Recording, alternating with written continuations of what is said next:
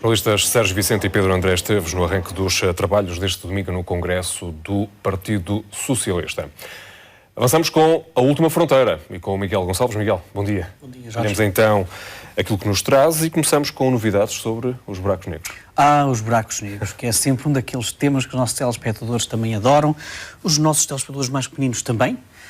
Para não terem medo, vamos desmistificá-los um bocadinho e dar a conhecer um bocadinho mais aquilo que nós soubemos esta semana. 2 novidades relacionadas com buracos negros, 2 suspeitas, mais 2 contribuições da ciência, para perceber, nomeadamente, os buracos negros supermaciços que nasceram, nós pensamos que nasceram, enfim, grande parte dos buracos negros supermaciços terão nascido nos primeiros 1000 milhões de anos do universo, portanto, nasceram muito pouco depois da formação do universo. E, em boa verdade, os cientistas não sabem muito bem como. Qual foi o mecanismo que deu origem à formação desses buracos negros supermaciços? Quando eu falo supermaciços, alguns deles terão milhões e milhões de vezes a massa do nosso Sol, outros milhares de milhões de vezes a massa do Sol, e algumas teorias diziam que, se calhar, estes enormes supermaciços buracos negros iniciais, se calhar cresceram, ou melhor, apareceram à medida que se iam comendo uns aos outros. Portanto, era um crescimento por refeições cósmicas, digamos assim. Até que apareceu esta semana, um estudo que foi buscar uma autêntica armada de telescópios. Foram buscar dados dos telescópios Chandra, do Hubble e do Spitzer, para nos contarem, para nos darem uma ideia diferente de como é que apareceram estes buracos negros. Então, o que é que diz esta equipa de investigadores? Bom, diz o seguinte, é uma ideia quase romântica. Se calhar, estes super buracos negros iniciais nascem da mesma maneira como nascem as próprias estrelas. Dito de outra maneira, nós sabemos hoje em dia que os buracos negros, para aparecer um buraco negro, ele tem que percorrer uma certa vida de uma estrela. As estrelas de grande massa explodem como supernovas e aquelas que são mesmo muito grandes em termos das suas massas, terminam as suas vidas como buracos negros. Portanto, o mecanismo que nós hoje conhecemos que dá origem ao buraco negro é a explosão de uma estrela de grande massa. Não terá sido isso que aconteceu no início da formação do universo. No início da formação do universo, e de acordo com esta teoria, estes grandes buracos negros nasceram do colapso de grandes nuvens de gás e poeiras. Porquê é que eu disse que isto é romântico? Porque nós sabemos que as estrelas, as próprias estrelas, também nascem desta maneira. Quando essas grandes nuvens de gás e poeira arrefecem e começam a cair sobre si próprias e dão origem às estrelas. O que diz esta teoria, baseado nas observações e também em simulações de computadores, é que, de facto, quando nós temos então estas gigantescas nuvens de poeira, se forem mesmo muito grandes, podem formar diretamente buracos negros. Esquece a formação de estrelas, ou seja, uma estrela com grandes dimensões que morre e depois dá origem ao buraco negro. Não. Há aqui quase como um avanço, digamos assim, nesta vida. Dá origem diretamente a buracos negros. E é estimulante esta investigação porque os cientistas conseguiram encontrar precisamente sementes, digamos assim, destes buracos negros primordiais. Encontraram 2 sementes, 2 zonas do universo primordial, graças a estes dados destes telescópios, que indicam precisamente que aquelas nuvens de gás e poeira são tão grandes que, se nós colocarmos aqueles dados que temos sobre aquelas nuvens no computador, o computador diz-nos que, se aquilo colapsar, dá origem não à formação de uma estrela, mas diretamente à formação de um buraco negro super maciço. E, portanto, isso pode ajudar a perceber um bocado esses buracos negros primordiais. Mas espera, Jorge, isto é quase uma homenagem ao Herman José, mas não é espera Mike, é espera Jorge, que temos mais notícias sobre buracos negros e que nos contam mais ou menos o seguinte. Quem diria que os buracos negros também podem ser mausões? Também podem ser mausões. E isto porque foi uma outra investigação. Nós, curiosamente, já falámos sobre isto numa outra edição da Última Fronteira, mas de um ponto de vista teórico. Agora temos registros, temos provas diretas de que alguns buracos negros podem impedir a própria formação de estrelas. Foi um grupo de investigadores que utilizou dados do Sloan Digital Sky Survey e que encontrou uma galáxia que deram o cognome de Akira e que é agora considerada uma galáxia de geysers vermelhas. Geysers vermelhas porquê? Porque é um bocado irónico o que nós encontramos nesta galáxia. Esta galáxia tem todo um conjunto de grandes bolsas de gás e poeira que permitem a criação de novas estrelas. Mas os astrónomos não encontram a formação de nenhuma estrela nesta galáxia. Portanto, é irónico. Qual é que é aqui a chave do mistério?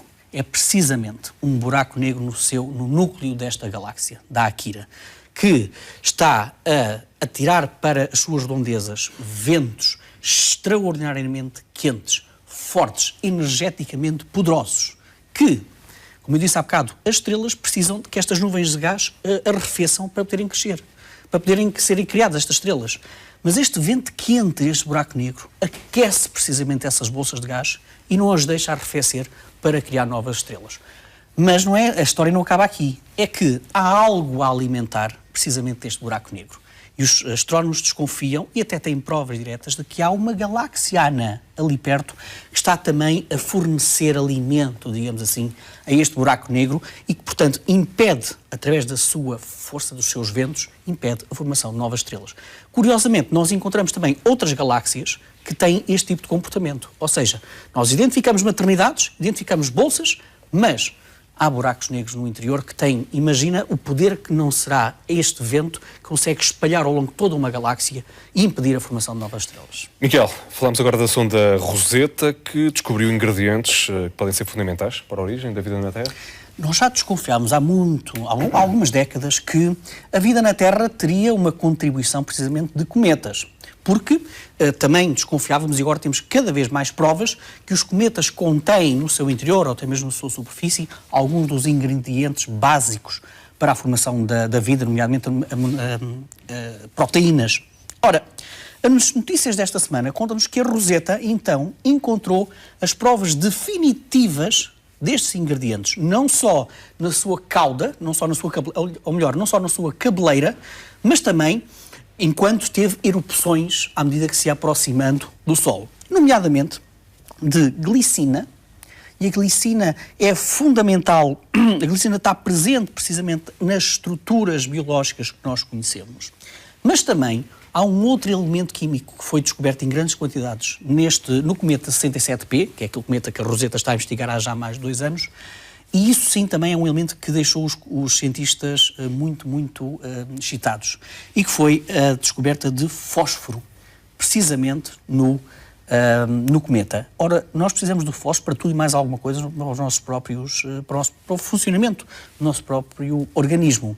E, portanto, a descoberta inequívoca, e aqui é que está a parte interessante, inequívoca, já não é apenas uma teoria, nós temos a descoberta inequívoca dos blocos construtores da vida estarem presentes nos cometas. E nós sabemos que no início da formação do nosso planeta, nós tivemos todos uma festa, digamos assim, de choques de asteroides e de cometas no nosso planeta.